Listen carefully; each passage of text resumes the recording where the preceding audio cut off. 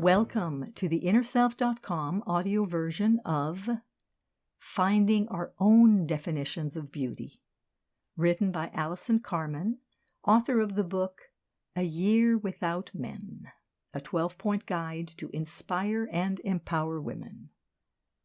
The article is narrated by Marie T. Russell, publisher of InnerSelf.com. The article starts with two quotes. The first from Helen Keller. The best and most beautiful things in the world cannot be seen, nor even touched, but just felt in the heart. And that was from Helen Keller. The second is from the Merriam-Webster dictionary and is a definition of beauty. And I quote, "That which gives the highest degree of pleasure to the senses or the mind." That's the definition of beauty according to Merriam-Webster dictionary. I felt so ugly when my husband left me.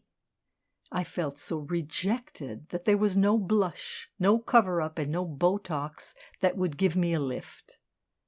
I needed to redefine what beauty meant to me, to see if beauty could become that which gives pleasure to my senses or my mind, as Merriam-Webster suggested.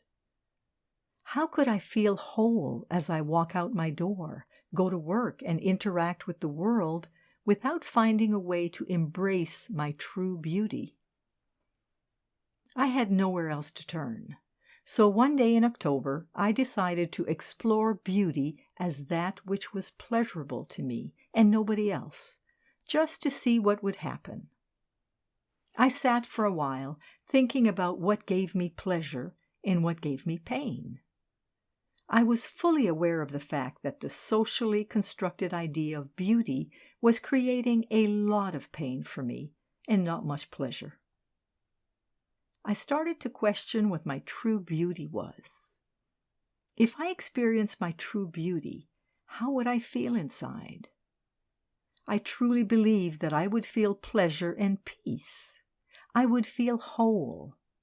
I would feel more freedom. As I was playing with this idea, I decided to take a walk outside. It was a beautiful day, and it felt more like summer than fall. During my walk, I saw a young woman coming toward me.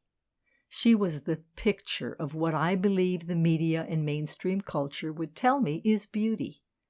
She had tanned skin, was blonde and skinny, and her toned, trim midriff was showing. I noticed that I thought to myself, almost below a conscious level, "Oh, that's how I should look. How come I don't look that way? How can I try to look that way?" I thought.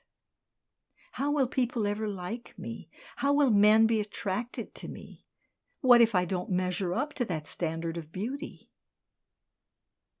As this young woman approached, I noticed all of this running through my mind, but I managed to stop this train of thought. I asked myself, what is the real definition of beauty? The answer came: that which gives pleasure to my senses or my mind. When I looked at the woman through this lens, her image, while nice enough, gave me no more pleasure than I felt looking at the buildings all around me or the cars in the street.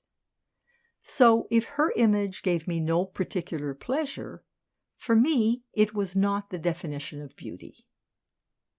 I'm not saying that my husband or my brother or another man on the street might not look at her and feel pleasure from the way she looked.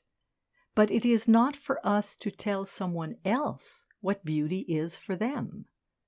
It is only our job to feel what beauty is for us.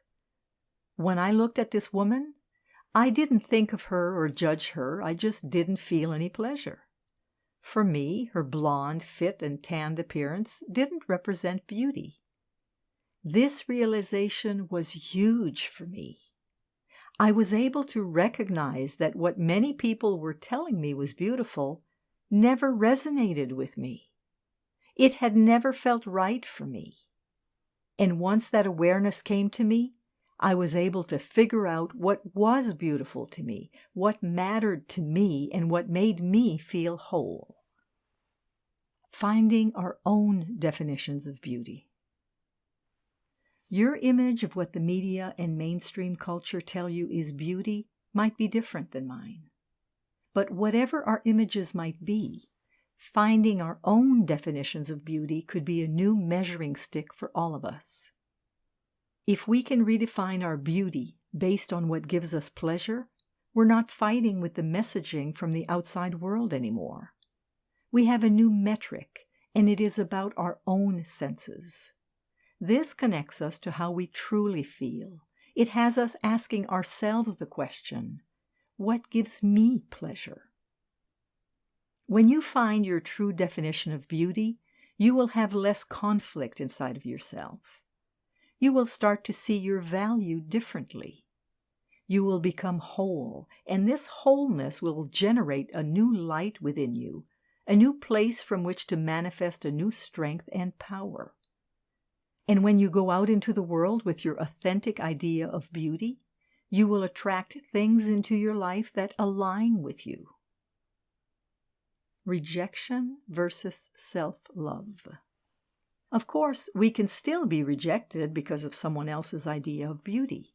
But the point is that we won't be rejecting ourselves, as that, after all, is a form of the ultimate pain. We can leave a situation or a person, or they can leave us, but we can never get away from ourselves. It is very painful to live a life where our inner joy is dictated by something out of our control. And that's the thing. Nothing is permanent except one thing, the love we have for ourselves.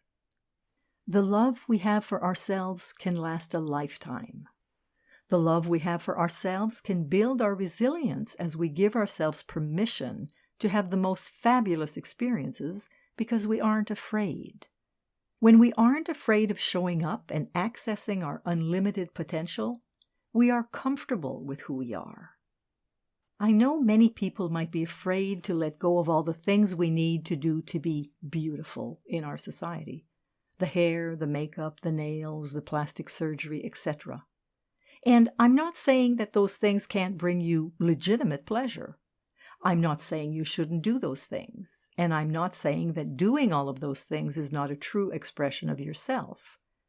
I'm just asking you to go back and define beauty for yourself, to align your definition with your senses, to align it with what you find pleasurable, and then go out into the world.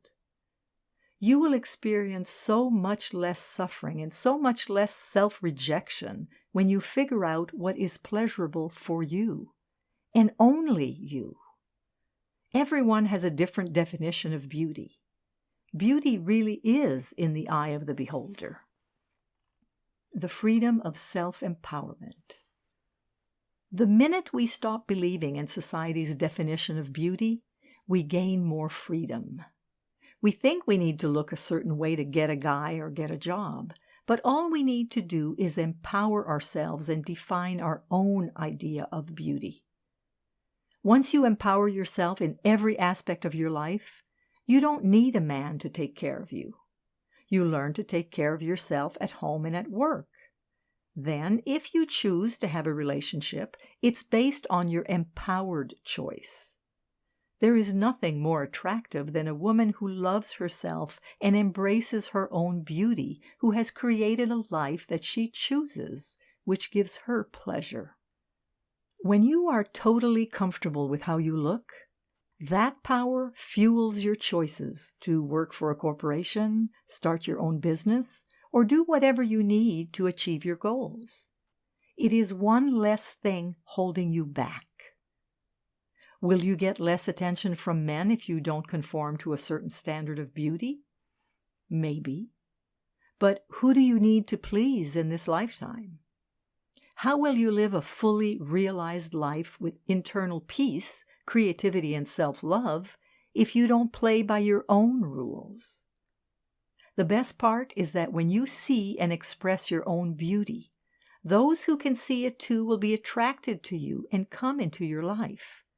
You will be at peace to be your best self and be with others who recognize you.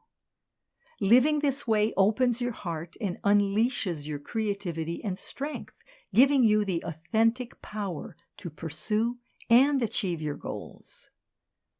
The absolute truth is that you are beautiful just the way you are, and that when you see this, nothing can hold you back. Discovering your own beauty helps you depend on yourself and not another person to live your life.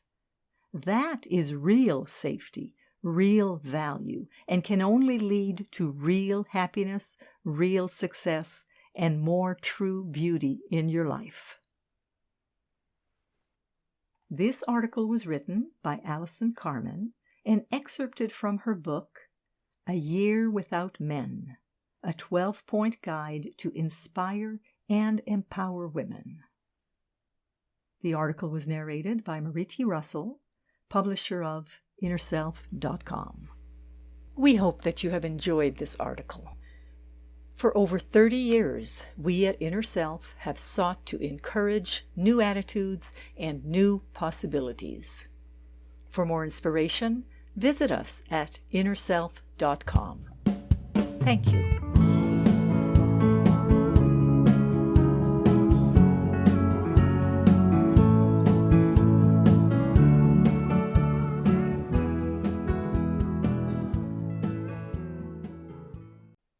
Visit the Inner Self Market for new attitudes and new possibilities.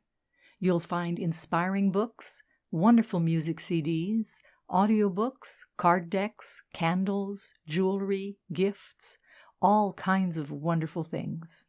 Visit us at market.innerself.com.